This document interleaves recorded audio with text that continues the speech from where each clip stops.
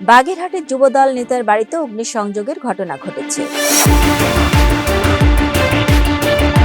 এই ঘটনায় স্থানীয় রাজনৈতিক অঙ্গনে উত্তেজনা ছড়িয়ে পড়েছে।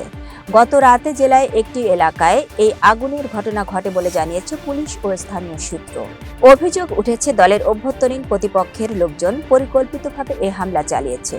ভুক্তভোগী যুবদল নেতা দাবি করেছেন, সম্প্রতি এলাকায় সাংগঠনিক বিরোধকে কেন্দ্র করে তার সঙ্গে এক পক্ষের দ্বন্দ্ব চলছিল। এর জের ধরেই গভীর রাতে বাড়িতে আগুন ধরিয়ে দেওয়া হয়। আগুনে বসত ঘরের এক অংশ পুড়ে গেছে, তবে কোনো হতাহতের খবর পাওয়া যায়নি। খবর পেয়ে ফায়ার সার্ভিসের সদস্যরা ঘটনাস্থলে পৌঁছে আগুন নিয়ন্ত্রণে আনেন।